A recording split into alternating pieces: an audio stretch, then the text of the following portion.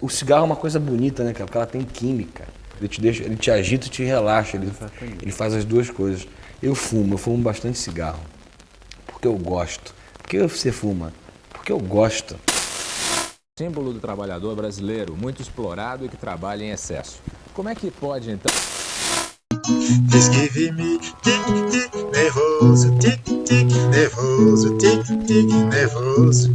Please give me tic tic nervoso, tic tic nervoso, tic tic nervoso. Bom, e aí, né? E aí o Foucault escreveu, finalmente, a sua história da sexualidade diferentona, vamos dizer assim. Não foi a história da sexualidade que ele estava fazendo com a vontade de saber, o primeiro volume, muito ligado ainda a uma questão mais contemporânea e tal, mais próxima.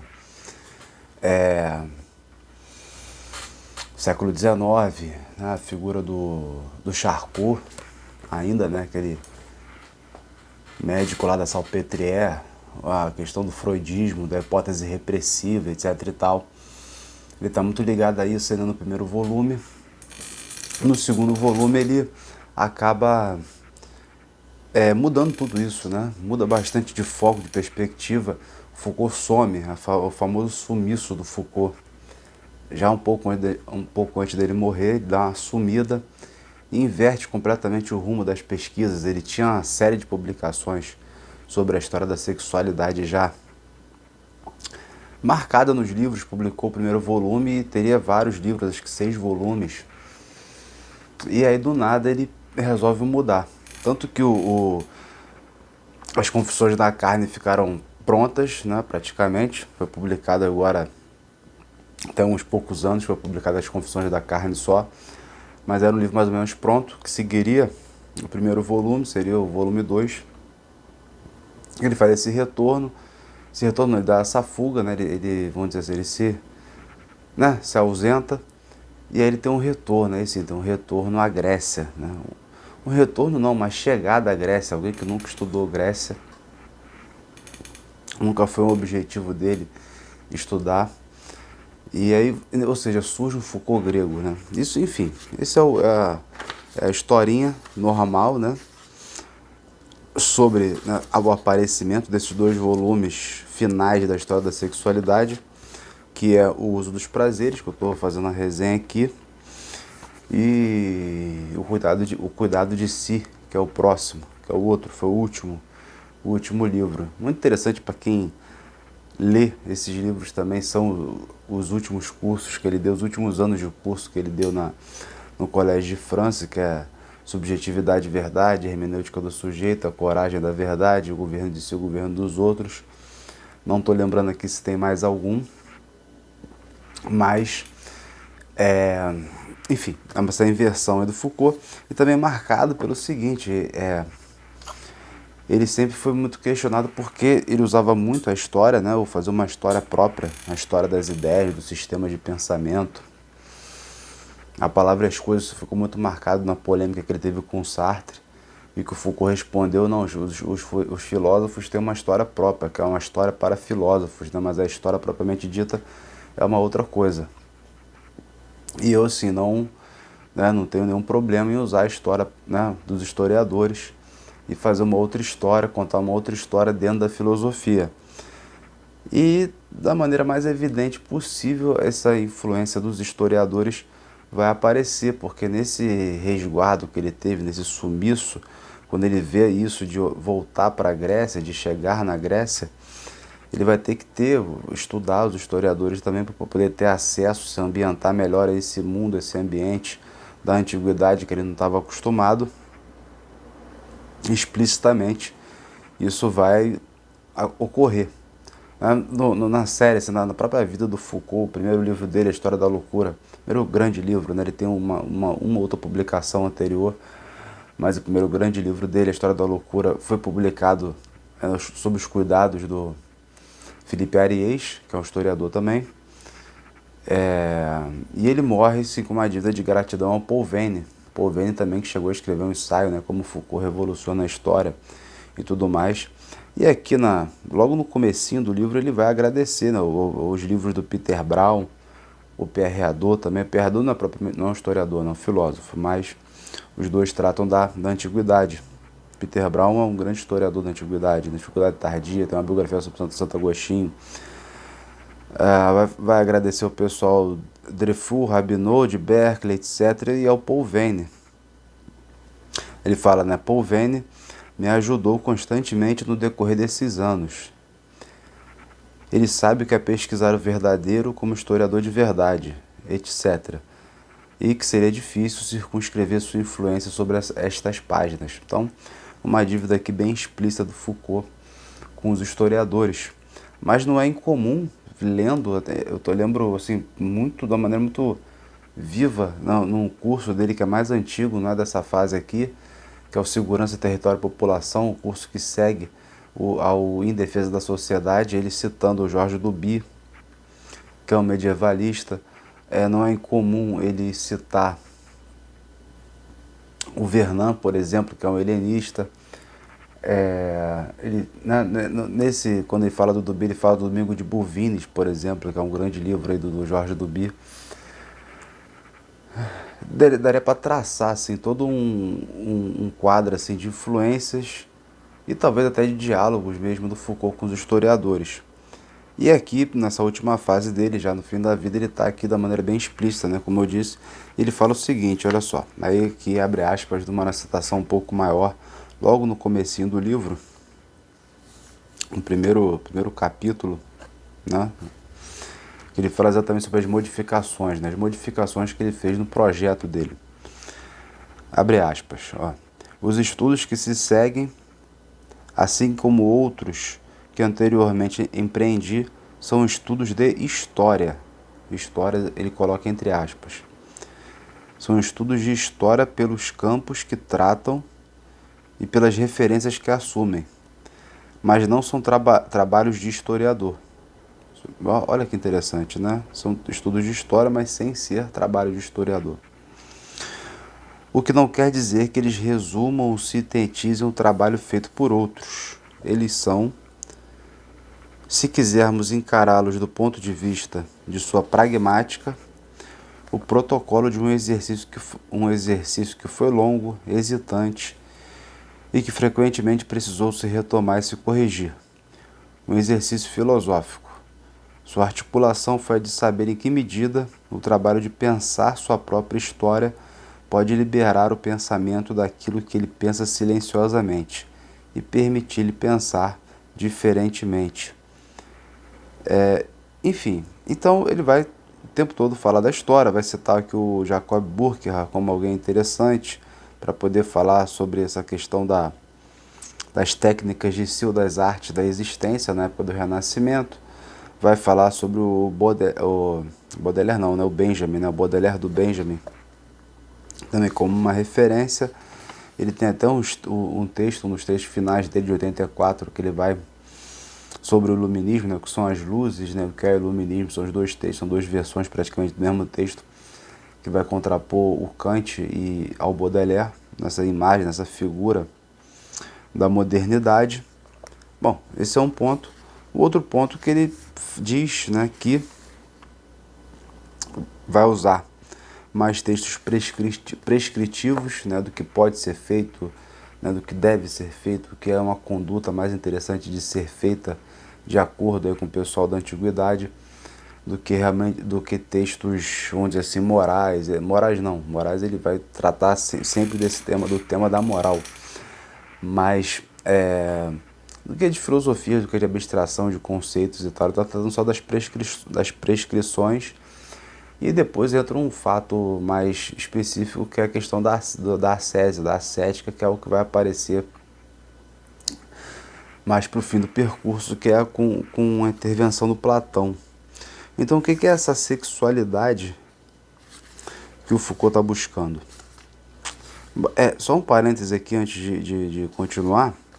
Essa série aqui que eu faço, né, o que tem dentro desse livro, são aproximações, né, ao que tem dentro de cada um desses livros que eu estou apresentando. Muitas vezes são livros bem difíceis, livros que, se você tiver numa graduação, por exemplo, né, você pode usar num período letivo inteiro. material de apoio, né, com as discussões e tal.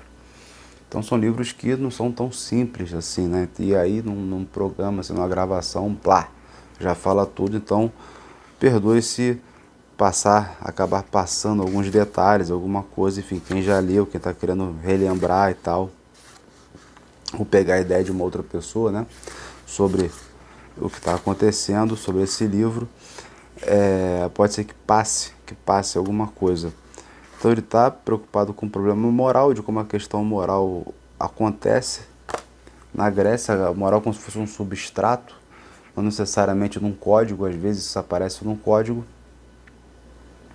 às vezes isso está difuso, você tem que resgatar, né, essas partes aqui para poder tentar entender qual é esse ambiente moral, né, uma ambientação moral, mas o que ele está procurando especificamente é a substância ética, ou seja, de como os seres humanos ali na antiguidade lidavam com si próprio em relação a, em última instância, a sexualidade, porque dá para ver aqui, enfim, continuando no livro, que são várias outras questões que englobam, né, a sexualidade é um caso, né, é o caso principal e tal, mas não se restringe a isso, não se restringe a ela, não se restringe a sexualidade por si. Bom, e aí ele começa com... e um outro ponto importante, quando ele está querendo fazer essa história de longo curso, acho que isso é interessante de ver quando está se falando do Foucault e a história, que ele está querendo pegar, ou seja, qual foram os pressupostos, né, vamos dizer assim, as condições de possibilidade para ter nascido, para ter surgido um sujeito desejante, um sujeito que se vê como alguém capaz de desejo, né, dono do seu desejo, de alguma maneira assim, com consciência desse desejo, uma coisa que é mais próxima à moral cristã, você se colocar como essa pessoa, né, esse sujeito desejante. Na antiguidade não tem isso. Ele vai usar o exemplo, por exemplo, né, vai usar o exemplo do caso do Francisco de Sales, São Francisco de Sales, que já na moral cristã tradicional, que fala que o modelo sexual adequado, né, o modelo belo, é o modelo dos elefantes, porque eles só transam, só copulam, né, sei lá, de 2 em 2 anos, e aí depois eles acabam a cópula lá e ficam só 5 dias juntos nesses 2 anos, depois eles vão no rio se banhar para se limpar, e durante esses 5 dias que os elefantes estão copulando, ninguém vê, é completamente discreto.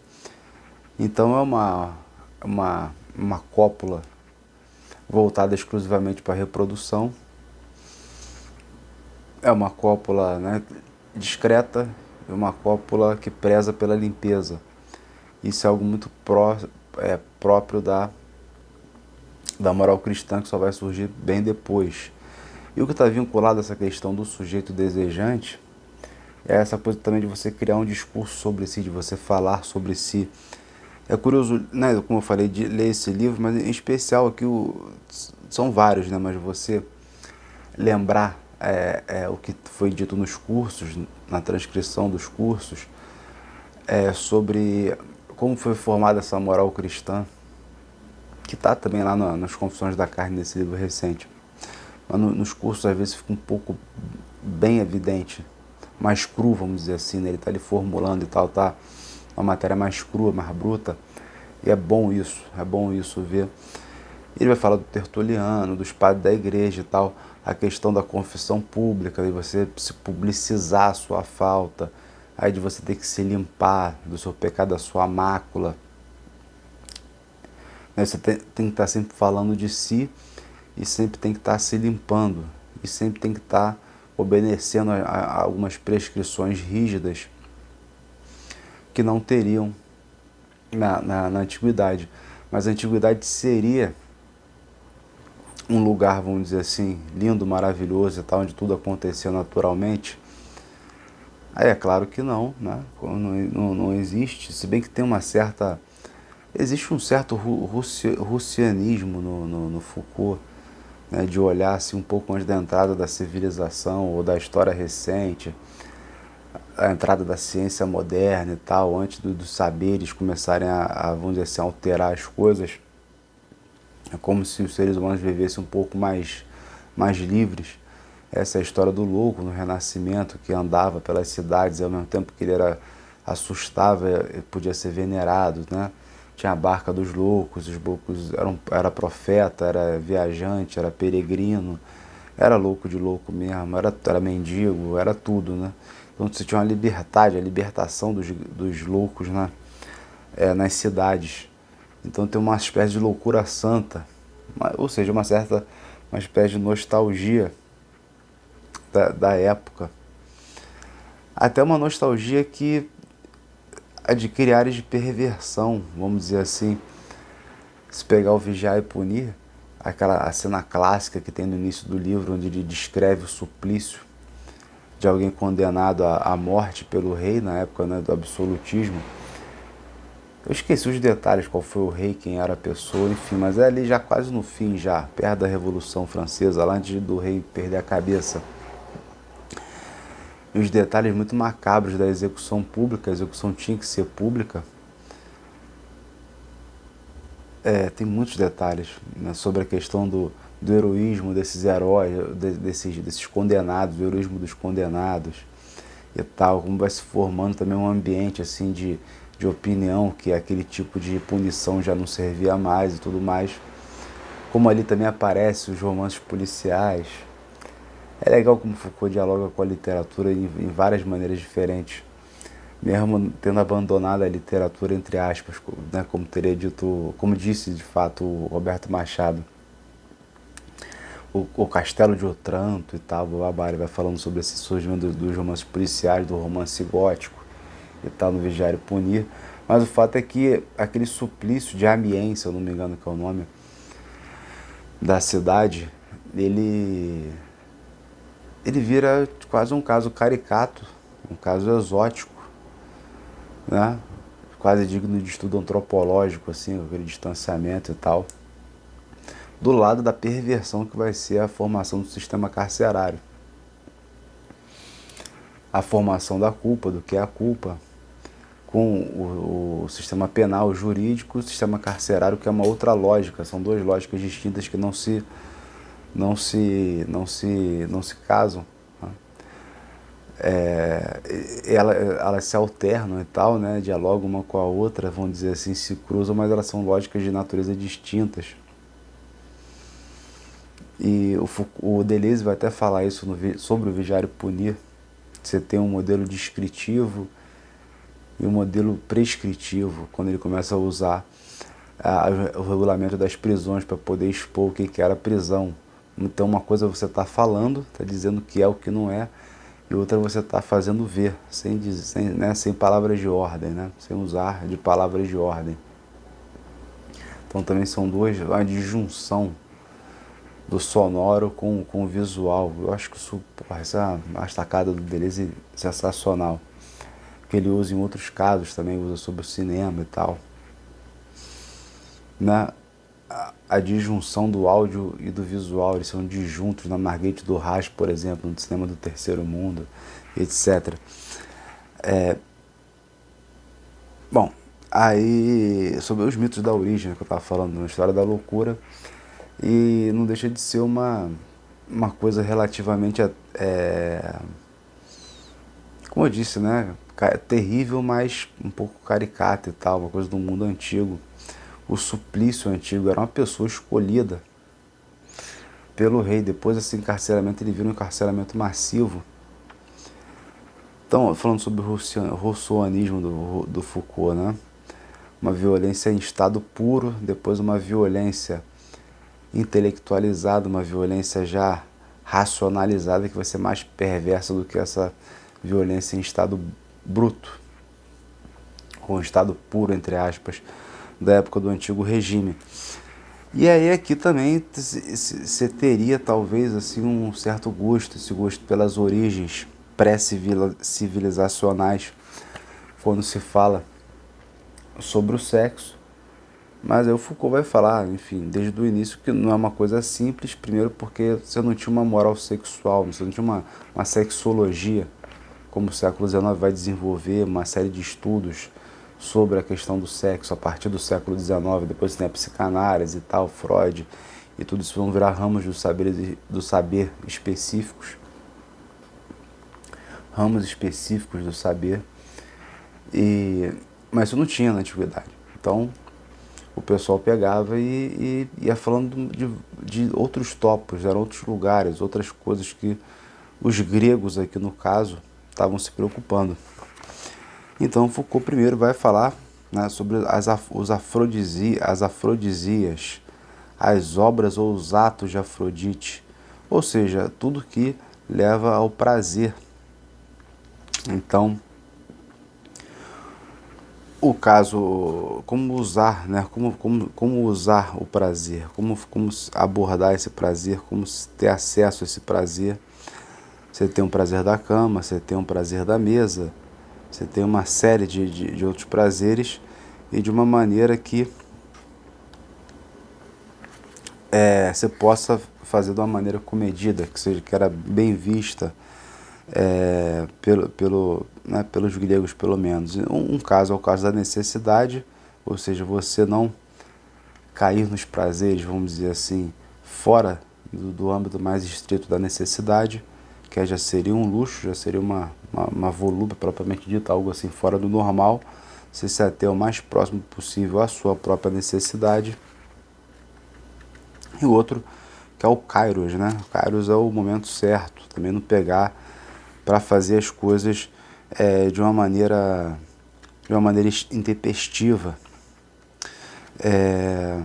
E também, aí aqui em terceiro lugar, ele coloca o status, né, de acordo com o status que cada um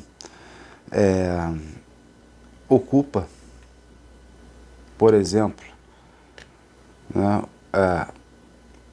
bom, ele tá usando aqui o status é uma questão muito séria, né? Que você vai acabar permeando a questão social, da sociabilidade, das formas de sociabilidade, tá no meio, permeando aqui esse livro todo. O status ele vai chegar em um ponto, eu vou acabar tendo que voltar a isso de alguma maneira, que é a questão do mais velho, do mais novo, do mestre, do discípulo, né? Do ativo e do passivo. Então, tem um outro livro, se não me engano, é o próprio Cuidado de Si, que tem uma série de sonhos, se não me engano, do Artemidoro, lendo, né, vendo os sonhos e tal. E o problema sempre, às vezes, é quando alguém sonha, ele está no lugar de uma mulher, né, o homem, no caso, está no lugar de uma mulher, está numa postura passiva, considerada passiva, né, ou aquém da oposição que você ocupa. Então, enfim, não vou me aprofundar nisso aqui agora, porque isso depois vai aparecer de várias maneiras. Esse uso dos prazeres, ou dos afrodisíacos, das coisas que dão prazer, saber usar esse prazer. Esse prazer tem como objetivo chegar ao que o Foucault vê aqui como a encrateia ou a temperança. Você bem né? Ter temperança e tal, não se desequilibrar, e etc e tal. É um estudo, né? Você tem que fazer um trabalho de si para consigo próprio, para poder ter essa temperança e tal. Tudo isso aqui falando por cima, né? Falando por cima, sem adentrar, às vezes, em determinadas nas particularidades, pode parecer muito, não vago, né, mas muito comum, que até hoje é isso, né, uma certa temperança, não é uma pessoa desequilibrada, etc e tal. Mas aqui tem um ponto que eu vou exatamente falar, que tem um comentário dele num curso e que vai de encontro exatamente do que ele está falando aqui, mas no curso ele é mais explícito, no Subjetividade e Verdade. Mas aqui num capítulo que é muito bonito, esse capítulo aqui que eu vou citar, essa parte que é Liberdade e Verdade, da primeira Liberdade e Verdade, da primeira parte ainda, que é sobre a problematização da moral dos prazeres. Bom, ele vai falar o seguinte: ninguém será tentado a dizer de um homem cujo amor às mulheres o leva ao excesso que ele seja efeminado, a não ser operando sobre o seu desejo todo um trabalho de decifração e desintocando a homossexualidade latente, entre aspas, que habita em segredo sua relação instável e multiplicada com as mulheres. Ao contrário, para os gregos, é a oposição entre atividade e passividade que é essencial e marca tanto o domínio dos comportamentos sexuais como o das atitudes morais. Vê-se então porque o homem pode preferir os amores masculinos sem que ninguém sonhe em suspeitá-lo de feminidade, desde que ele seja ativo na relação sexual e ativo no domínio de si. Em troca, um homem que não é suficientemente dono de seus prazeres, pouco importa a escolha de objeto que faça, é considerado como feminino, entre aspas. Então, a questão grega aí está mais ligada a atividade, a ser ativo em relação ao parceiro, ser ativo em relação a si, de dominar a si, do que propriamente uma questão de ser ativo, né, ou ser passivo, dependendo do caso, do que uma questão de homo, hétero, bissexual. O Foucault chega a perguntar, seriam os gregos bissexuais, já que eles tratavam com aparente, pelo menos naturalidade, ou gostar de homens ou mulheres, não tinha muita diferença, né? Já que não tinha essas secções aí de homossexual, bissexual, heterossexual, etc. Será que... Enfim, será que isso não era uma coisa natural? Ele vai falar que nossa naturalidade é muito ambígua, né? É muito problemática, até porque está ligada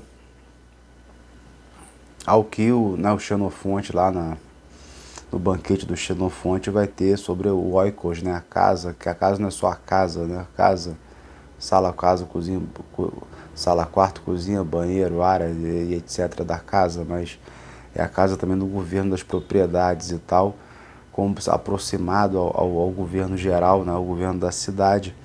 Então você tem uma série de problemas relacionados à própria posição dessa pessoa, né? Quando se fala de atividade, se fala de liderança pública, de pessoas que vão ocupar cargos importantes em Atenas. Então não era bem visto se fossem pessoas passivas tanto sexualmente como passivas em relação a si próprio, no cuidado de si. Tem algum caso aqui de um grego e tal que se prostituiu, entre aspas. Ele era mais novo e os novos geralmente eram os passivos da história. E ele meio que se prostituía no caso, porque ao ele se relacionar com pessoas mais velhas e mais ricas, ele recebia os benefícios disso.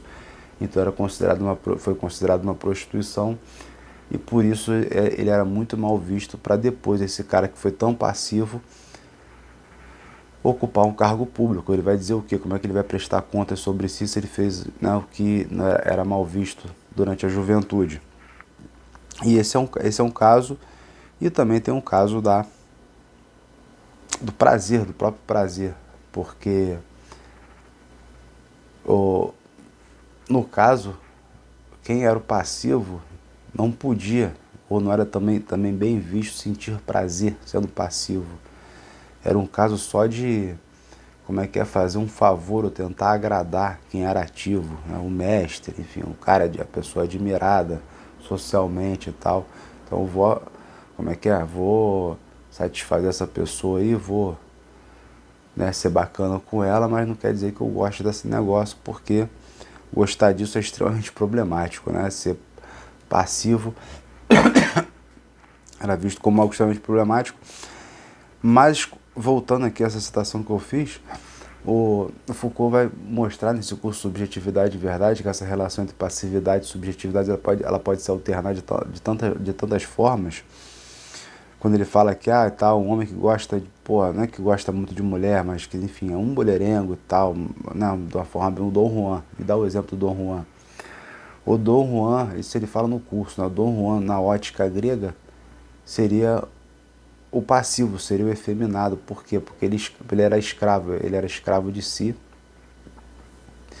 ele era passivo em relação às suas próprias paixões. Então, no caso, Dom Juan seria um gay, entre aspas, para os gregos.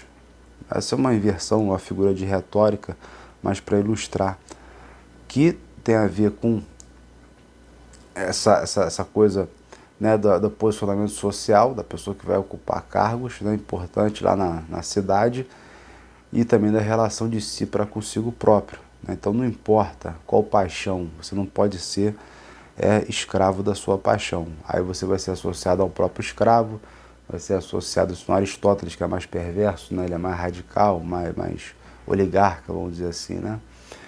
Vai ser associada ao escravo, à mulher e etc., ou pessoas sem posição de comando, a passividade. Então isso não deixa de ser uma descoberta do Foucault, essa coisa aqui, isso, né? Essa coisa, mas ele contrapõe, né, o quanto que ele pode a moral cristã, a moral antiga, a moral cristã. Tu vê que tem a moral antiga, tem a moral cristã, depois tem a moral moderna, que é a moral laica, não necessariamente cristã, a moral da ciência dos saberes. Ou seja, ainda está para se fazer ainda talvez uma ligação, né? Porque o Foucault vai ser o questionador dos saberes, mas no início da carreira, que ele está no fim da carreira, e às vezes não tem uma ligação adequada, mas você acaba se ligando. Ele está falando de dois tempos distintos, e depois você tem quase um terceiro tempo,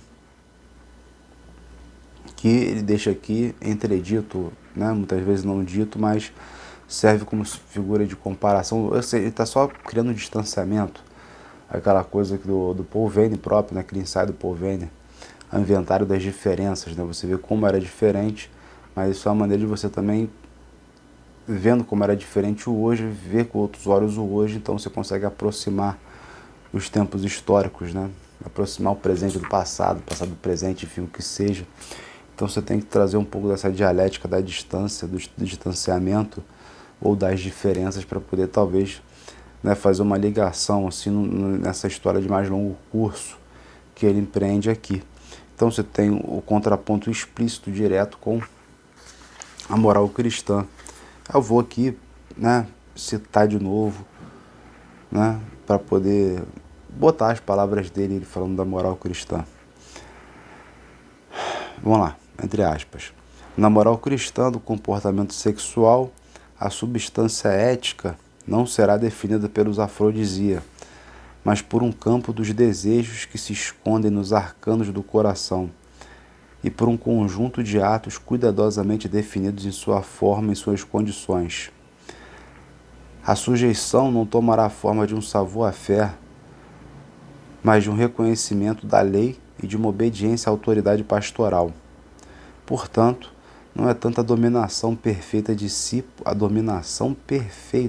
por si, no exercício de uma atividade de tipo viril que caracterizará o sujeito moral, mas sim a renúncia de si e uma pureza cujo modelo deve ser buscado do lado da virgindade. Então, no caso, essa renúncia de si é o que faz perder a virilidade. Você está renunciando a si para ser cuidado por um pastor, por um condutor de almas. Então você vê que inverte esse ser que está buscando essa virilidade, até mesmo esse heroísmo, esse trabalho de si para consigo, essa substância ética.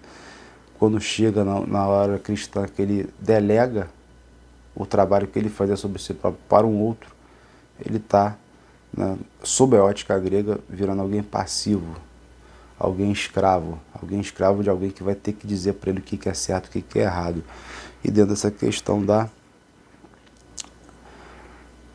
do pecado e tal, da virgindade e tudo mais, essa coisa quando ele fala né, da confissão, nas confissões da carne, você dizer, você tem que se abrir, você tem que falar qual é o seu problema pessoal para aquela pessoa, né, para esse diretor de consciência. Você está sempre mexendo lá no fundo para achar a mais escondida sujeira que supostamente você teria, para um outro dizer o que é certo, o que é errado.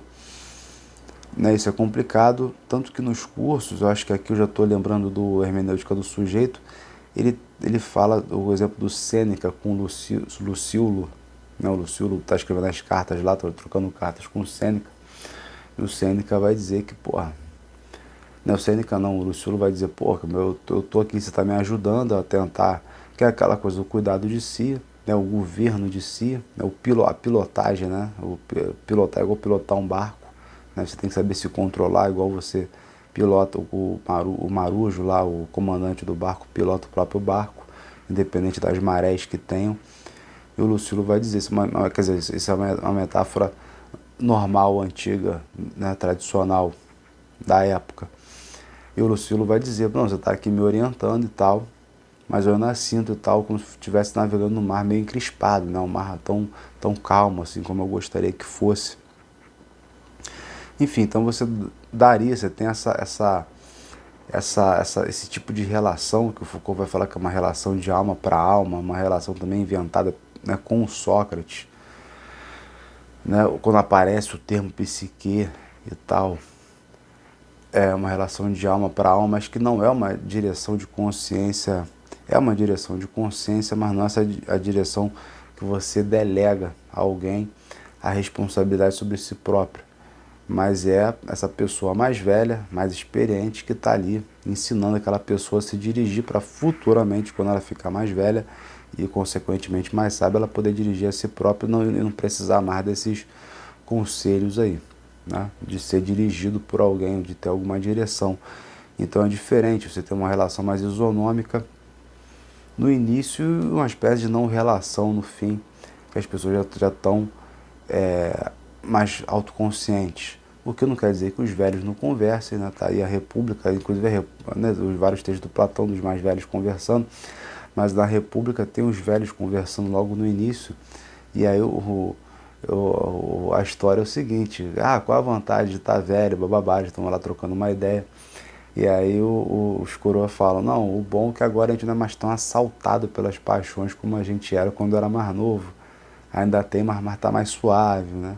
Está mais suave pela questão da idade, mas está mais suave também porque eles já estão plenamente donos de si. Então, no caso ali, já é uma relação bem isonômica, totalmente, quase 100% equilibrada entre aqueles cidadãos, mas sempre buscando esse maior equilíbrio e não uma relação vertical de dominação e de delegação ao outro do cuidado de si. O cuidado de si é sempre feito de si para consigo, é o heroísmo próprio, é a questão do laques, né, do diálogo laques. Você está sempre se exercitando na coragem da verdade, na coragem de, né, poder se provar como capaz de verdade e tal, né? Você tem que ter essa prova de verdade de você, para você mesmo, para depois você conseguir se aparecer como essa pessoa que dominou, que se venceu a si próprio. Bom, eu acho que é por aí, né? Então, só para fazer esse prolongamento. E tem um detalhe também, que quando ele fala de delegar a um pastor, delegar a um diretor espiritual o cuidado de si, eu acho que tem aqui cifrado, né, para mim, é claro, assim, uma analogia com o que depois vai ser a psicanálise, né, de você também delegar a alguém esse cuidado de si. Eu não lembro, eu li a biografia do Didier Eribon sobre o Foucault, que é bem detalhada essa relação do Foucault com a psiquiatria, com a psicanálise, com a psicologia, tanto a psicologia mais humanística como a mais biológica, a neuropsicologia, etc e tal. Ele detalha bem, mas o Foucault acho que chegou a frequentar, né? Não sei se ele chegou a fazer uma análise propriamente dita, mas ele foi muito estudioso mesmo dessas coisas e estava dentro daquele conto, acabou entrando de certa maneira nessa questão da antipsiquiatria. Mas, cara, isso é uma história muito louca que bota o Deleuze, bota outros malucos no meio, mas é o básico, pelo menos aqui em termos de Foucault, não delegar o trem, o cuidado que você tem que ter por conta própria. Bom, é isso. Então esse capítulo muito bonito, essa palavra aqui bonito, né, sobre a liberdade e verdade, né? Bom, aí ele vai falar calma aí. Aí tem um outro, capítulo 2, que é a dietética. Ou seja, o gasto. O gasto e também, né, o que você consome, vamos dizer assim, né? Mas a violência do ato, né? A violência do ato sexual gasta muita energia, né? Tem a questão do dispêndio também do esperma e tal. Então, se você usasse muito isso, né, da maneira desequilibrada, era capaz, né, em última instância, de você não ter bons filhos ou mesmo de desequilibrar a saúde do seu corpo. Vocês são tratados médicos. Então, o dispêndio é a morte, né? O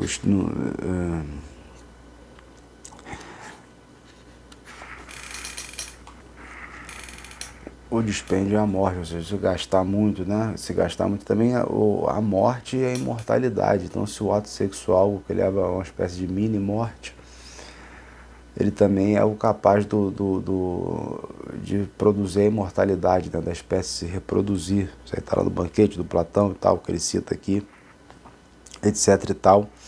Bom, outro trechinho aqui, de novo, que ele vai fazer a comparação com o cristianismo, abre aspas.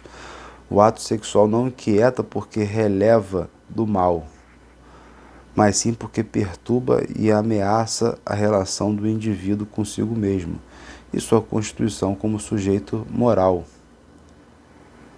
Ele traz com ele, se não for medido e distribuído como convém, o desencadear das forças involuntárias, essa violência, né, do ato sexual, né? Você está acostumado com essa natureza própria mais violenta, você acaba ficando, né, sem controle, isso, né?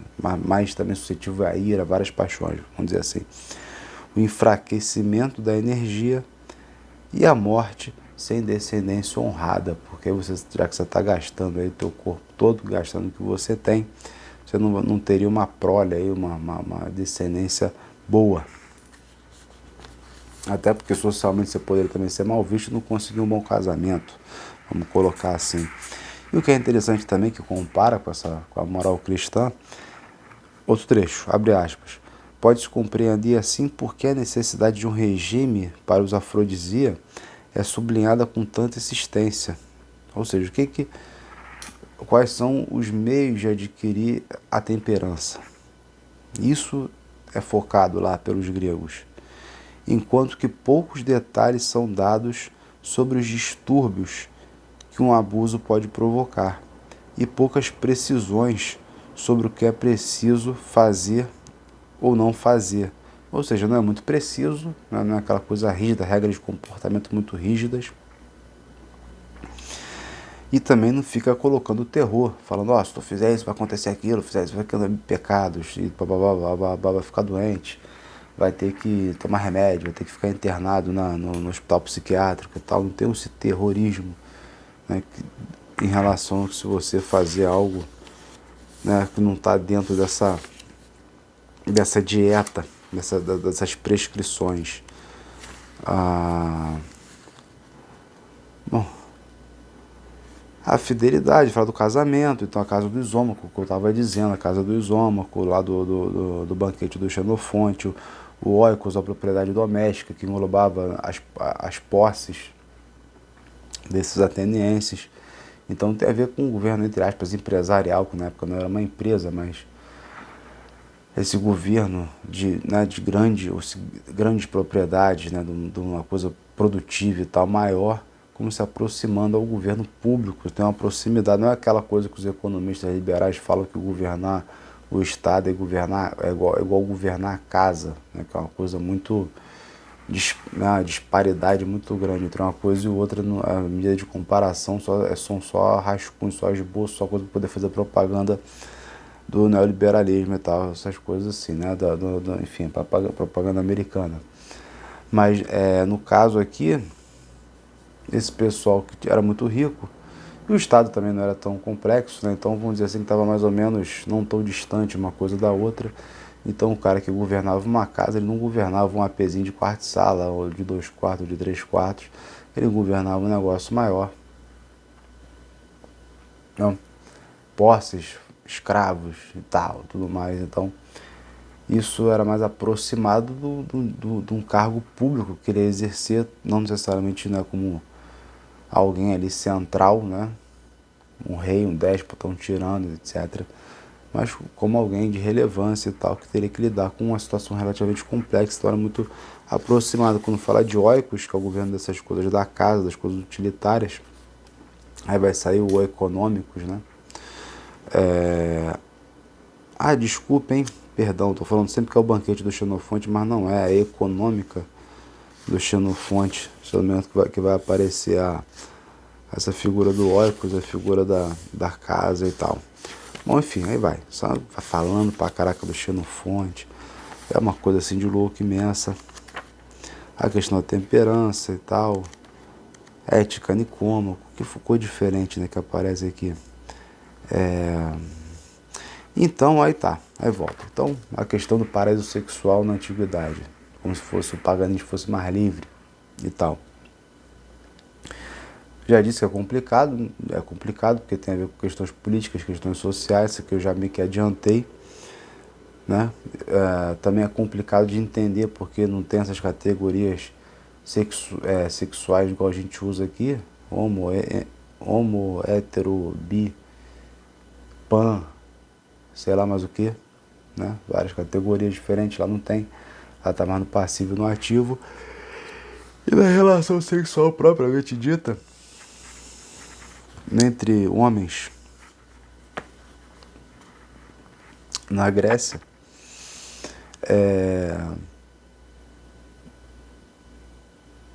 vai se dividir entre Erasta e o Erômeno. Então, de novo, o Erômeno geralmente é o mais novo, é o passivo na história, e o Erasta é o cortejador, é o velho que vai chegar, mais velho que vai chegar e tal, etc e tal. Então é como se o Erômeno quisesse virasse de alguma maneira, se conduzisse. Tem um modelo ascensional aí, que quando chega no Platão fica mais fácil de ver, mas o Platão chega um pouquinho mais na frente, né, um modelo ascensional, né, do Erômeno se transformar em Erasta, o antigo passivo se transformar em ativo.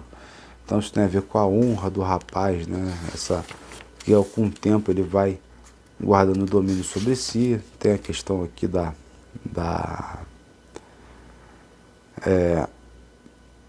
do rapaz lá que se prostitui e tal, isso eu já falei lá atrás, né? Ou seja, eu adiantei um pouco. E aí, respondendo um pouco essa questão de singularidade histórica dessa sexualidade grega, o Foucault vai falar o seguinte: a singularidade histórica não consiste em que os gregos tinham prazeres com os rapazes, nem mesmo em que eles tenham aceito esse prazer como legítimo. Ela consiste em que essa aceitação do prazer não era simples e que ela deu lugar a toda uma elaboração cultural. Falando esquematicamente, o que é preciso aprender aqui não é porque os gregos tinham gosto pelos rapazes, mas sim porque eles tinham uma pederastia, isto é, porque em torno desse gosto eles elaboraram uma prática de corte, uma reflexão moral e, como veremos, um ascetismo filosófico. Então, a questão da corte, tem um detalhe aqui que eu não falei, né? É claro, né, o cara mais velho e tal, pá, que pode cortejar ali o rapazinho lá que ele gosta mais e tal, que acha mais bonito, mais isso, mais aquilo, beleza. Mas também tem, às vezes, o Erômeno, né, o passivo e tal, o cara mais novo que tenta também cortejar para sair com o cara mais velho. Ter relações, no caso, não se restringe a relação sexual, que tem uma relação de ensino ali, de admiração, de amizade e tal. Por isso que vai misturar com esse ascetismo filosófico que vai aparecer com Platão, né, que é mais pro fim do livro. E é o caso clássico do Alcebiades lá com Sócrates, que tenta de tudo que é jeito ser amado pelo Sócrates, mas o Sócrates, né, lá no banquete ficou muito doidão, todo mundo doidão. Aí o Alcebiades tenta se aproveitar que tá todo mundo doidão, para poder pegar o Sócrates lá, e aí o Sócrates vai dormir de boa, né? E aí diz que o Alcebiades era bonito, era rico, era isso, era aquilo outro, e o Sócrates meio que, né, cagueando e tal, enfim, é porque ele está mudando ali a moral, ou seja, esse tipo de relação social, né? Esse tipo de reflexão moral, essa prática de corte também, tudo isso vai alterando bastante na época do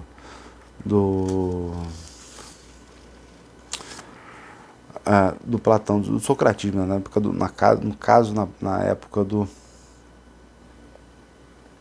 Sócrates, né? Não do Platão. Platão é um pouquinho depois. Então, aí ele fala, por exemplo, as práticas do prazer são refletidas através das mesmas categorias que o campo das rivalidades e das hierarquias sociais. Aí sim, você conquistar alguém, né, que era bem visto socialmente, a mesma coisa que hoje, né?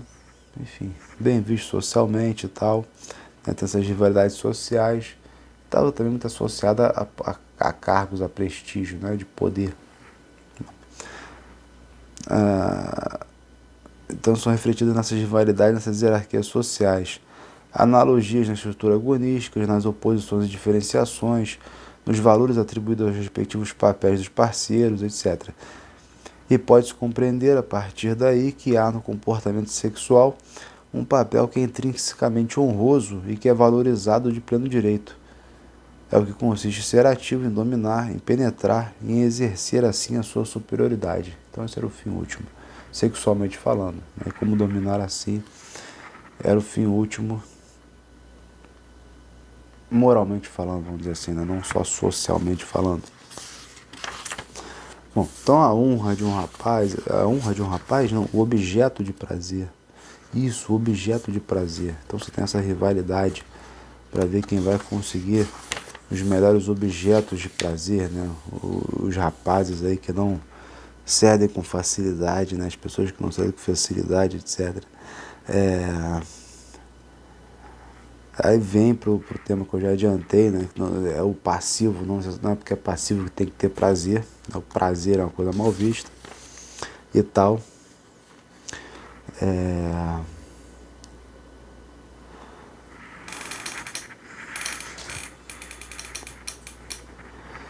Bom, vou citar de novo, desculpa. Vamos lá, entre aspas.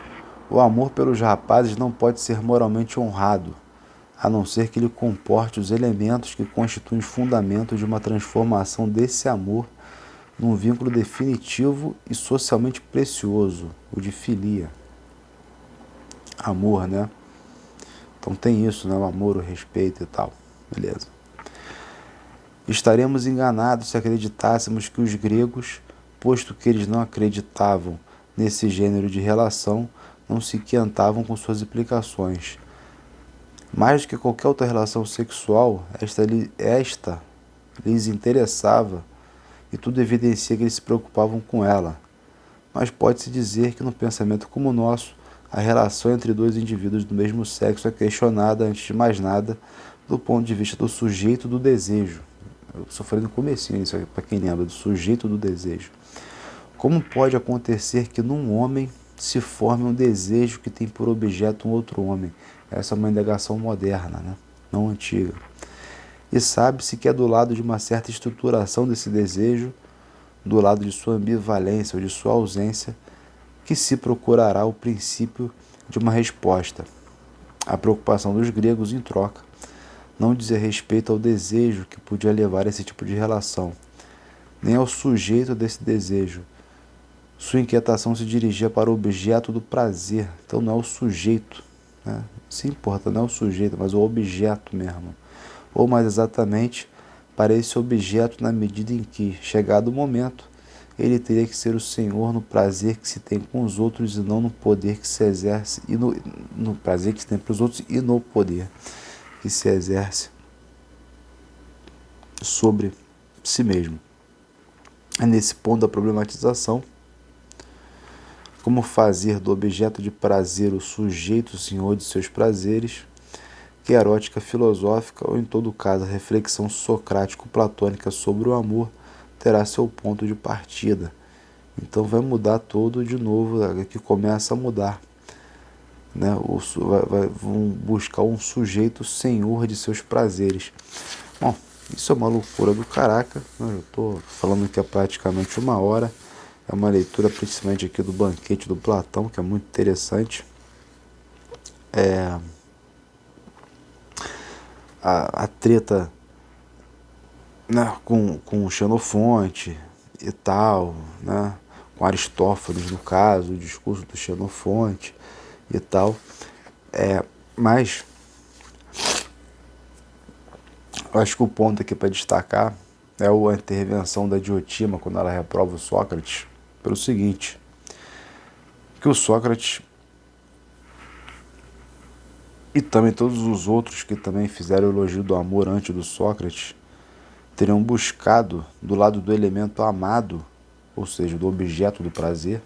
Então, acho que estamos o tempo todo aqui falando do objeto do prazer. Ou seja, isso é uma coisa bem característica grega, e a Diotima está reprovando isso, né? Ter buscado do lado do elemento amado o princípio daquilo que conviria dizer do amor. Eles se deixaram, portanto, ofuscar pelo charme, beleza e perfeição do rapaz amado e atribuíram esses méritos indevidamente ao próprio amor. Este somente saberia dizer a sua própria verdade se a perguntasse ao que ele é e não a quem ele ama. Então, o que é o amor enquanto tal? Não esse amor confundido com o objeto amado ou objeto desejado. É preciso, portanto, voltar do elemento amado àquele que ama, to eron, né? Do erasto erômeno, né? Aquele que ama, interrogá-lo nele mesmo. Então, então, interrogar o amor enquanto tal, né?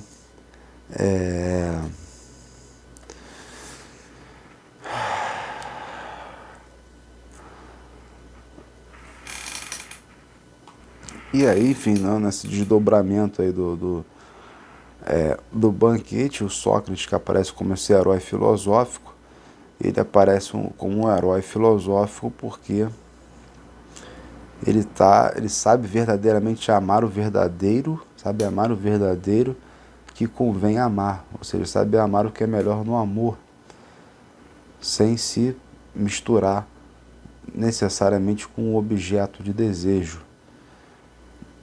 É a sabedoria do mestre daí para frente, e não mais a honra do rapaz que marca ao mesmo tempo o objeto do verdadeiro amor e o princípio que impede de ceder. Então Sócrates é aquele cara aqui, né, não cede.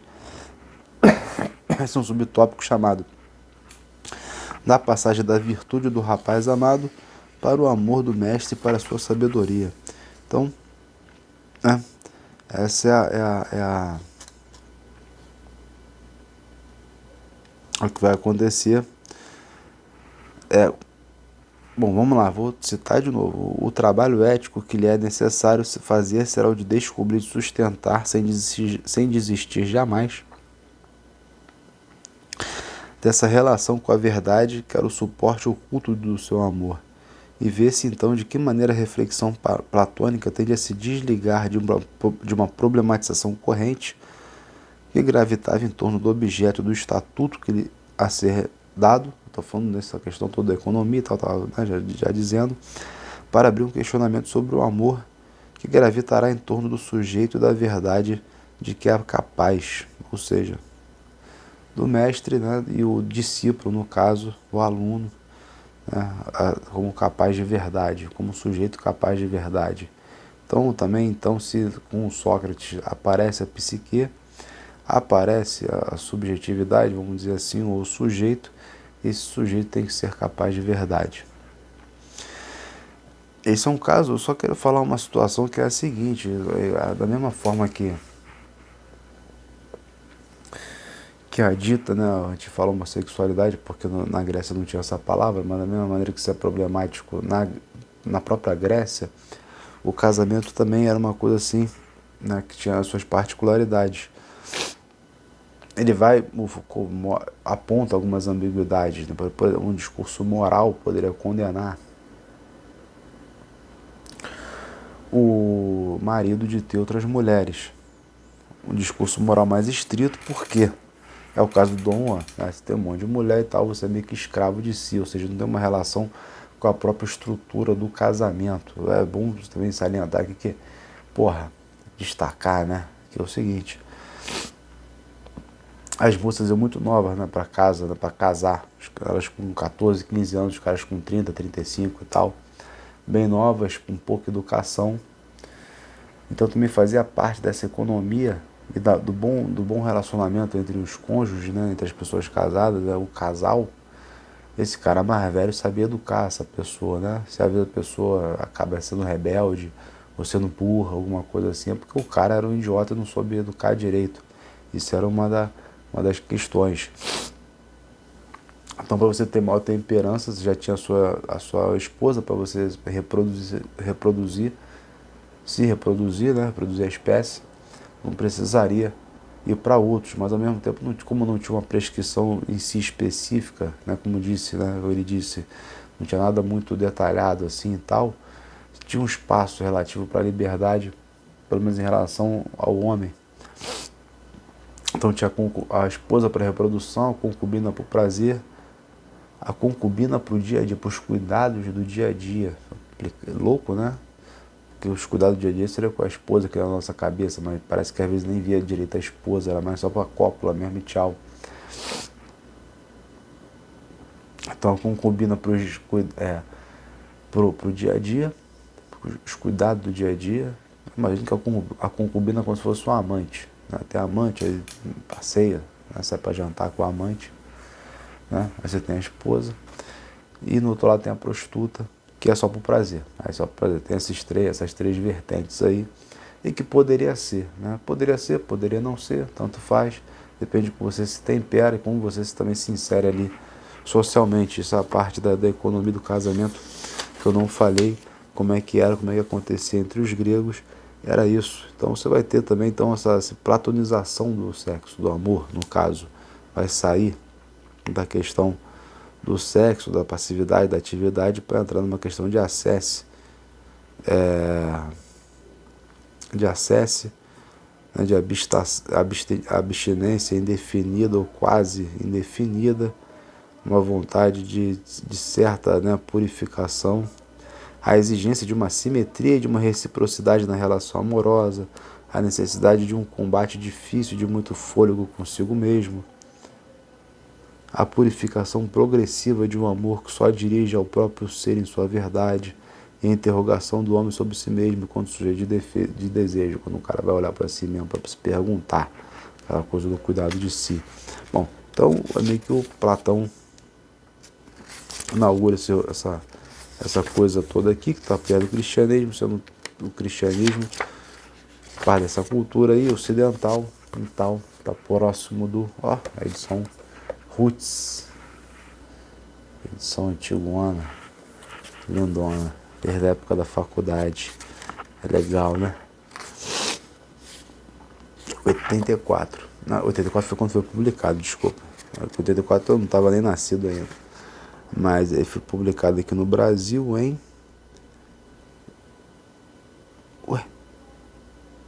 84, olha só, no mesmo ano que saiu lá na França, pra tu ver como Foucault bombava, já ali, né? Então, bom, é isso, acho que eu apresentei, falei um pouco também numa outra gravação aí da biografia do DJ Eribon, bem que estou relembrando aqui do meu estudo do Foucault, passando aí para vocês, né? A mistura aí do bate-papo com a leitura e tudo mais, uma contextualização meio louca, mas é isso, valeu.